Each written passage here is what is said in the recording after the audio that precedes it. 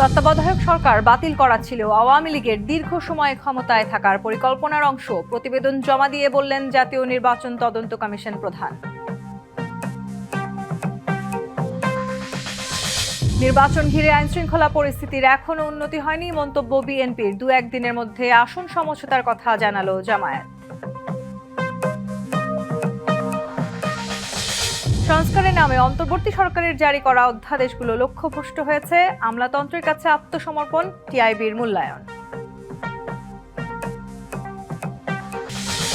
এক দশক পর আন্তর্জাতিক আদালতে মিয়ানমারের রোহিঙ্গা গণহত্যার বিচার শুরু। বিশ্বে গুরুত্বপূর্ণ দৃষ্টান্ত হতে পারে এই মামলা।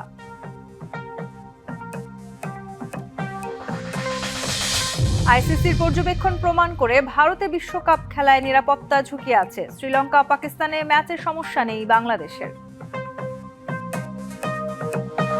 দেখছিলেন নাসিস সিনটেক্স অ্যালুমিনিয়াম সংবাদ শিরোনাম। এবার জানাবো খবরের বিস্তারিত। আপনাদের সাথে আছি তাসনুভা তন্নি। তত্ত্বাবধায়ক সরকার বাতিল করা ছিল আওয়ামী লীগের দীর্ঘ সময় ক্ষমতায় থাকার পরিকল্পনার অংশ। নির্বাচনের আগের রাতেই আওয়ামী লীগকে বিজয়ী করে রাখা হয়। নিজেরা প্রতিদ্বন্দ্বিতার নাটক করেছে। সোমবার সন্ধ্যায় প্রধান উপদেষ্টার কাছে প্রতিবেদন জমা দিয়ে আওয়ামী লীগ আমলের ৩টি জাতীয় নির্বাচনের অনিয়ম নিয়ে এসব বলেন জাতীয় নির্বাচন তদন্ত কমিশনের প্রধান বিচারপতি শামীম হাসনাইন। জানান ২০১৪, ২০১৮ এবং ২০২৪ সালের সাধারণ নির্বাচন ৩ রকম ছিল।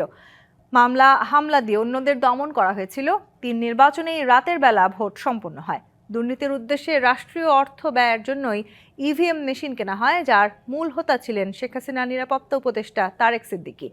বিচারপতি শামীম হাসনাইন বলেন, সামনে নির্বাচনগুলোকে সুষ্ঠু করতে ৪০টি সুপারিশ করেছে তদন্ত কমিশন।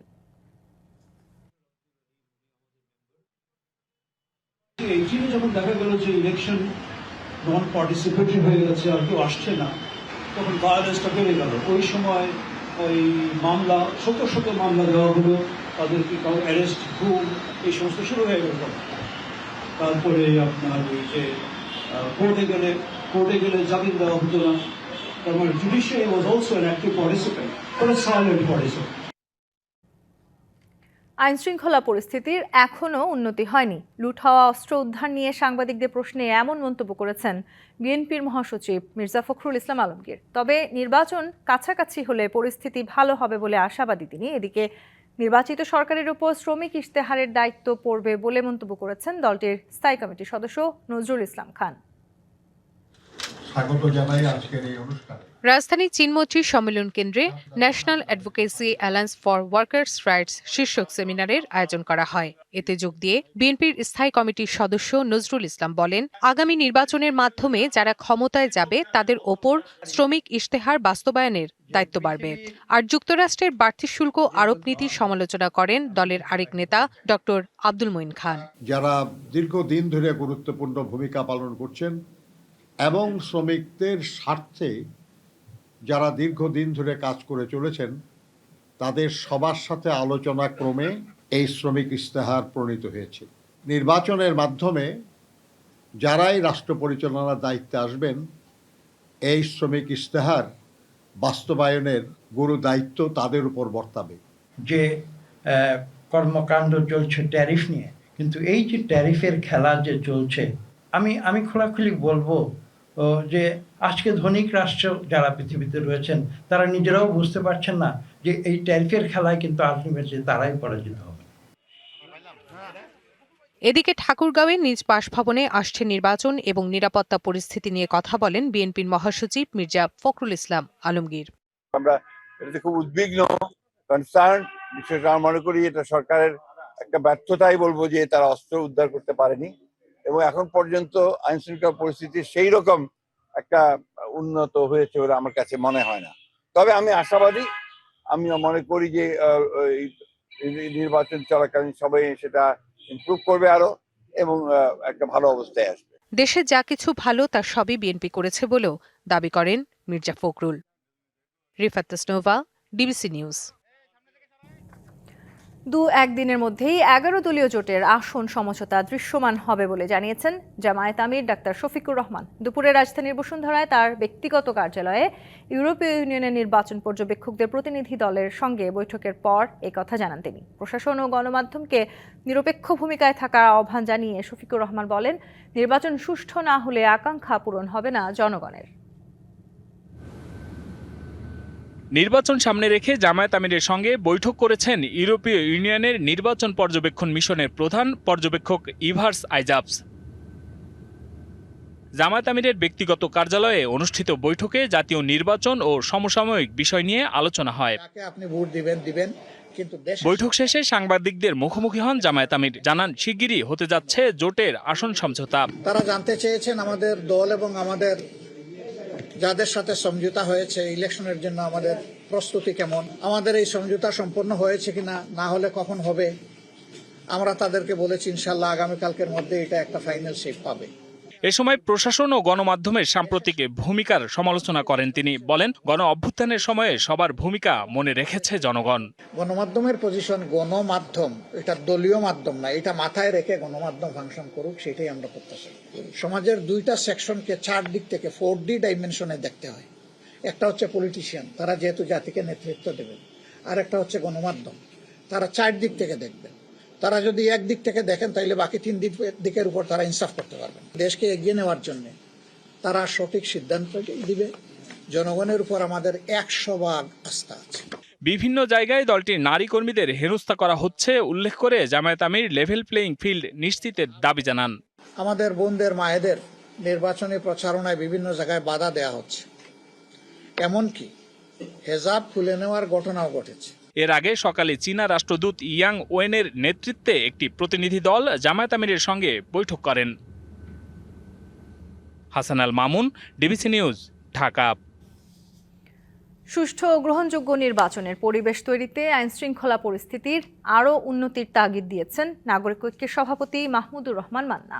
সোমবার রাতে বিএনপির চেয়ারম্যান তারেক রহমানের সাথে সাক্ষাৎ শেষে তিনি কথা বলেন। নির্বাচন কমিশনের প্রতি পরামর্শ রেখে মাহমুদুর রহমান মান্না বলেন, একটি অবাধ ও নিরপেক্ষ ভোটের জন্য প্রথমেই দেশের আইনশৃঙ্খলা পরিস্থিতি স্বাভাবিক ও উন্নত করতে হবে।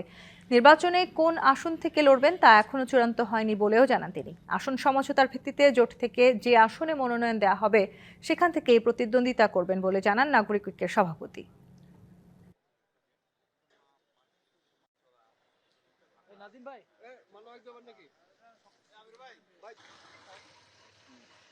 অন্তর্বর্তী সরকার আইন শৃঙ্খলা পরিস্থিতির কোনো উন্নতি তো করতে পারেনি, বরঞ্চ অনেকে ভয় পায় যে সবাই তো সরকারের নিরপেক্ষতারই প্রশ্ন করছে।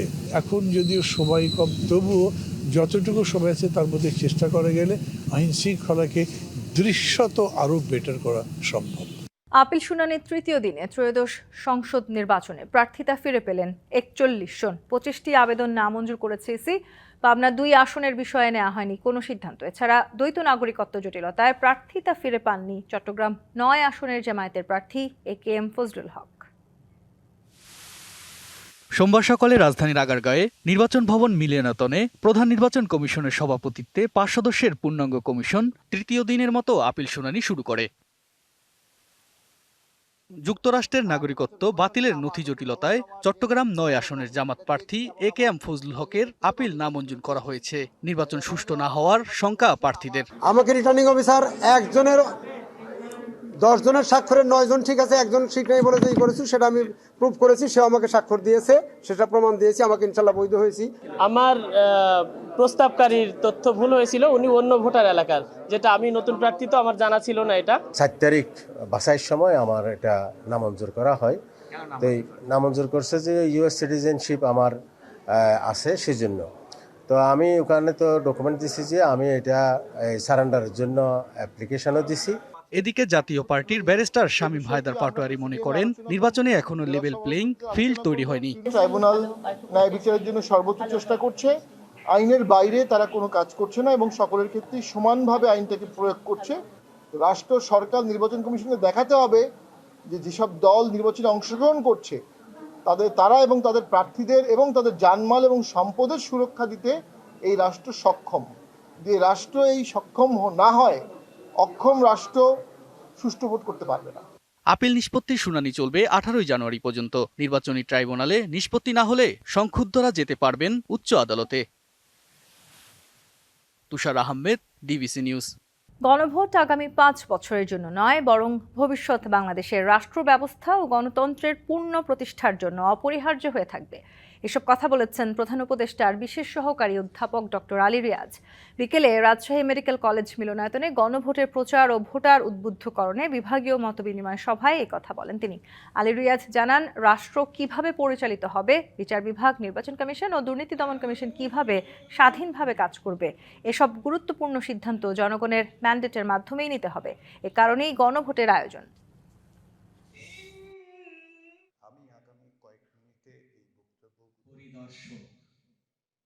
এই গণভোট হচ্ছে ভবিষ্যতে দেশ কিভাবে চলবে, আগামী 5 বছর নয়, 5 বছরের জন্য আমরা জাতীয় সংসদের নির্বাচনের মধ্য দিয়ে আমাদের প্রতিনিধিকে পাঠাবো, কিন্তু দেশ আগামী 5, 10, 15, 25 বছর কিভাবে চলবে, সেই সিদ্ধান্তের জন্যই প্রকৃতপক্ষে গণভোট। Bangladesh institute of bank management BIBM এর নতুন মহাপরিচালক হিসেবে নিয়োগ পেয়েছেন ডক্টর মোহাম্মদ এজাজুল ইসলাম। এর আগে তিনি বাংলাদেশ ব্যাংকের নির্বাহী পরিচালক হিসেবে মুদ্রানীতি বিভাগে দায়িত্ব পালন করেন। মুদ্রানীতি কমিটি, বৈদেশিক মুদ্রা নিলাম কমিটি ও মানি মার্কেট অপারেশন কমিটির সদস্য হিসেবেও গুরুত্বপূর্ণ ভূমিকা রাখেন তিনি। ডক্টর এজাজুল ইসলাম মুদ্রানীতি কাঠামো আধুনিকীকরণ, ইন্টারেস্ট রেট করিডোর চালু এবং তারল্য ব্যবস্থাপনায় উল্লেখযোগ্য অবদান রাখেন। অর্থনীতি বিষয়ে তার প্রকাশিত প্রবন্ধের সংখ্যা 35টিরও বেশি। 2013 সালে তিনি বাংলাদেশ ব্যাংক গোল্ড মেডেল অর্জন করেন। বিগত 3টি নির্বাচনের মতো বোঝাপড়ার কোনো নির্বাচন দেখতে চায় না জামায়াত। তাই আগামী নির্বাচনকে কেন্দ্র করে যদি কেউ মেকানিজম করার চেষ্টা করে, তাহলে সবাই মিলে এদেশ থেকে তাদেরকে পালাতে বাধ্য করা হবে, এমন মন্তব্য করেছেন জামায়াতের আমির ডাক্তার শফিকুর রহমান। সোমবার সন্ধ্যায় বাংলাদেশ চীন মৈত্রী সম্মেলন কেন্দ্রে সশস্ত্র বাহিনীর অবসরপ্রাপ্ত কর্মকর্তাদের সঙ্গে মতবিনিময় সভায় এসব কথা বলেন তিনি। 71-এর মুক্তিযুদ্ধে কোনো সিভিলিয়ানের মুখ দিয়ে মুক্তিযুদ্ধের ঘোষণাটা প্রচারিত হয়নি, হয়েছে আপনাদের মুখ।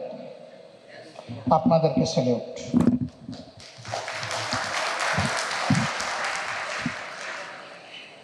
এ বিষয়ে একবারই ইতিহাস রচনা হয়েছে, এটা অক্ষুণ্ণ থাকবে, যে যত চেষ্টা করবে। ত্রয়োদশ জাতীয় সংসদ নির্বাচনে ভোটের দিন ঠিক হয়েছে 12ই ফেব্রুয়ারি। সারা দেশে বইছে সেই ভোটের হাওয়া। এ নিয়ে কি ভাবছেন সাধারণ মানুষ থেকে শুরু করে আগামীর জনপ্রতিনিধিরা, সে কথা জানাতে ডিবিসি নিউজের ইলেকশন এক্সপ্রেস ছুটে যাচ্ছে সব সংসদীয় আসনে। আজ আছে সংসদীয় আসন 234, সিলেট 6-এ। CSRM ডিবিসি ইলেকশন এক্সপ্রেসে স্বাগত জানাচ্ছি। আমি এখন রয়েছি সিলেট 6 আসনে। আমার সাথে রয়েছেন তরুণ প্রজন্মের এবং বিভিন্ন শ্রেণী পেশার কয়েকজন প্রতিনিধি। তাদের কাছ থেকে জানবো তাদের ভোটের ভাবনা। আপনার কাছ থেকে জানতে চাই, আসলে এটি একটি প্রবাসী অধ্যুষিত জায়গা এবং অনেক সমস্যায় জর্জরিত। তো আপনারা কেমন প্রার্থী আশা করছেন বা তারা কি কি উন্নয়ন করতে পারেন? জি, আমাদের চাহিদা হলো যে আমার তরুণ সমাজ এখন চাচ্ছে যে তাদের কর্মসংস্থান এবং যারা এমন কাউকে বেছে নেবে তরুণরা, যারা তরুণদের জন্য কাজ করবে এবং সমাজের বৈষম্যহীন একটা সমাজ বিনির্মাণে যারা কাজ করবেন তাদেরকে এই তরুণরা বেছে নেবে। তারুণ্যের চাওয়া এটি। একটু আরেকজনের কাছে জানবো, আপনাদের চাওয়াটা কি? আসলে কেমন নির্বাচন চান আপনারা? অবশ্যই আমরা নতুন তরুণ ভোটার, জীবনের প্রথম এই ভোট দেব, আর আমরা চাই উৎসব মুখর পরিবেশে নির্বাচনটা হোক। এখান থেকে যেই বিজয়ী হবেন তিনি আমাদের এই এলাকার উন্নয়নের জন্য, বেকার সমাজ জনগোষ্ঠীকে একটি কর্মসংস্থানের জন্য কাজ করবেন। যেই নির্বাচিত হবেন আমি আশা করব তারা যেন এই বেকার জনগোষ্ঠী নিয়ে কিছু কর্মসংস্থানের জন্য বিষয়টি গুরুত্ব দেন। আমি একটু এই পাশের যারা রয়েছেন তাদের সাথে কথা বলবো। এখানকার এই অঞ্চলের বিভিন্ন সমস্যা আমরা দেখেছি, বন্যার সময় বন্যা কবলিত হচ্ছে, তারপর রাস্তাঘাট আমরা দেখেছি ভাঙা। তো সেই বিষয়গুলো আপনারা আসলে কিভাবে প্রার্থীদের কাছে বলছেন যারা আসছেন ভোট চাইতে? অসংখ্য ধন্যবাদ ডিবিসি নিউজকে। এই এলাকার জনপ্রতিনিধি যেই হবে তিনি যেন আমাদের রাস্তাঘাট উন্নয়নের এবং শিক্ষা উন্নয়নের কাজ করেন। পাশাপাশি আমাদের অনেক বেকারত্ব আছে, আমাদের বন্ধুরা আছে যারা অনার্স মাস্টার্স কমপ্লিট করার পরেও বেকারত্বর জন্য ওরা বিদেশে চলে যাচ্ছে। আমরা চাই এই মেধাগুলা যাতে আমাদের বাংলাদেশে থাকে, তাদেরকে সঠিক মূল্যায়ন করা হয় এবং একটা কর্মসংস্থানের ব্যবস্থা গোলাপগঞ্জ বিয়ানীবাজারে করা হয়। এখানে একজন একটু কথা বলবেন। আসলে আপনাদের এই অঞ্চলের মানুষের জন্য প্রার্থীদের কাছে চাওয়াটা কি? আমাদের প্রার্থী যে 6 আসনের মনোনীত প্রার্থী গোলাপগঞ্জ বিয়ানীবাজারের কৃষি সন্তান ইমরান আহমদ চৌধুরী, উনার বিপুল অবদান এই গোলাপগঞ্জ বিয়ানীবাজারে। সিলেট বিভাগের মাঝে একটা সৌন্দর্য গোলাপগঞ্জ বিয়ানীবাজার একটা ঐতিহ্য এলাকা। তো প্রায় সময় গোলাপগঞ্জ বিয়ানীবাজারের কৃষি সন্তান যে ইমরান চৌধুরী উনি বিভিন্ন প্রোগ্রামে বলেছেন যে আমাদের গোলাপগঞ্জ বিয়ানীবাজারের কোনো বেকার ছেলে থাকবে না, বিভিন্ন কোম্পানি হবে, রাস্তাঘাট উন্নয়ন হবে এবং কি বাগার একটা ব্রিজ হবে, বিভিন্ন জায়গায় নদীগুলো আছে, খাল বিল, কৃষিক্ষেত বিশেষ করে কৃষি উৎপাদনটা বেশি হবে। বিভিন্ন আরও যে আপনার এই যে প্রতিটি ইউনিয়ন আছে, ইউনিয়নে সরকারি মানে অ্যাম্বুলেন্স দেওয়া হবে।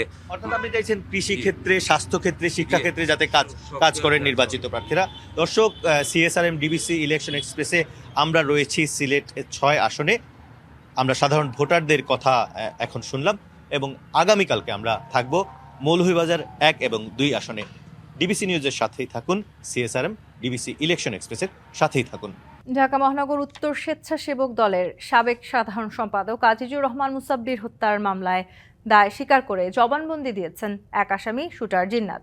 ঢাকার মেট্রোপলিটন ম্যাজিস্ট্রেট সারা ফারজানা হক তার জবানবন্দি রেকর্ড করেন, পরে কারাগারে পাঠানো হয় জিন্নাতকে। এদিন অপর 3 আসামির 7 দিন করে রিমান্ড মঞ্জুর করে আদালত। এরা হলেন বিল্লাল ও তার ভাই আব্দুল কাদির এবং রিয়াজ। সোমবার বিকেলে 4 আসামিকে আদালতে হাজির করেন মামলার তদন্ত কর্মকর্তা। আমি মনে করি যে এই প্রথম হত্যা, যে হত্যাতে একটা পুরা ফ্যামিলি একটা হত্যা অংশগ্রহণ করেছে। এই ধরনের ঘটনা খুবই আমাদের বিস্ময় করে যে আমাদের এই হত্যাটার পিছু তাদের কত বড় জিজ্ঞাসা বা তাদের কত বড় হিংসাত্মক কার্যকলাপ ছিল, এই জিনিসটাই স্ফুটিত হয়েছে। তাদের বিরুদ্ধে 7 দিনের রিমান্ড মঞ্জুর করে এই 3 জনকে তদন্তকারী কর্মকর্তার হেফাজতে প্রদান করে। Bangladesh financial intelligence unit BFIU এর নতুন প্রধান হিসেবে নিয়োগ পেয়েছেন ইখতিয়ার উদ্দিন মোহাম্মদ মামুন। সোমবার এ সংক্রান্ত প্রজ্ঞাপন জারি করে অর্থ মন্ত্রণালয়ের আর্থিক প্রতিষ্ঠান বিভাগ। তিনি বর্তমানে জাতীয় রাজস্ব বোর্ডের কর কমিশনার হিসেবে দায়িত্ব পালন করছেন। BFIU প্রধান হিসেবে ইখতিয়ার উদ্দিন মোহাম্মদ মামুন বাংলাদেশ ব্যাংকের ডেপুটি গভর্নর পদমর্যাদা পাবেন। এর আগে গত 9 সেপ্টেম্বর নৈতিক স্খলনের দায়ে BFIU এর সাবেক প্রধান কর্মকর্তা AFM শাহিনুর ইসলামের চুক্তিভিত্তিক নিয়োগ বাতিল করে সরকার। পৌষের শেষ ভাগে দেশের বিভিন্ন জেলায় মৃদু শৈত্যপ্রবাহ বয়ে যাচ্ছে। সর্বনিম্ন তাপমাত্রা পঞ্চগড়ে রেকর্ড করা হয়েছে 8.6 ডিগ্রি সেলসিয়াস। পঞ্চগড়ে 1 সপ্তাহ ধরে কখনো মাঝারি আবার কখনো মৃদু শৈত্যপ্রবাহ বয়ে যাচ্ছে। গেল 2-1 দিন কুয়াশা কম থাকলেও আজ আবার বেড়েছে। ভোর 6টায় বাতাসের আর্দ্রতা ছিল 100%। আর জেলার ওপর দিয়ে ঘন্টায় 10 থেকে 12 কিলোমিটার বেগে হিমালয় থেকে আসা হিমেল বাতাস বয়ে যাচ্ছে। আগামী কয়েকদিন তাপমাত্রা কমার পাশাপাশি কুয়াশা ও হিমেল বাতাসের পরিমাণ আরও বাড়তে পারে জানিয়েছে আবহাওয়া অফিস।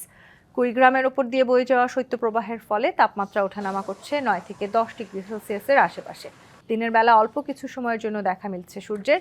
চুয়াডাঙ্গায়ও টানা 8 দিন ধরে বয়ে যাচ্ছে শৈত্যপ্রবাহ। কখনো মাঝারি কখনো মৃদু শৈত্যপ্রবাহে কনকনে শীতে বিপর্যস্ত হয়ে পড়েছে জনজীবন। সর্বনিম্ন তাপমাত্রা রেকর্ড করা হয় 8.8 ডিগ্রি সেলসিয়াস।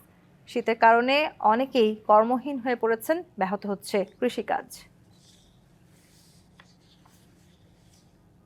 দেশের বাইরের খবর। 2 সপ্তাহের বেশি টানা বিক্ষোভে ইরানের সরকারি বাহিনীর সদস্য সহ নিহত 5 শতাধিক বিভিন্ন মানবাধিকার সংগঠনের বরাতে এই খবর জানিয়েছে সংবাদ সংস্থা রয়টার্স।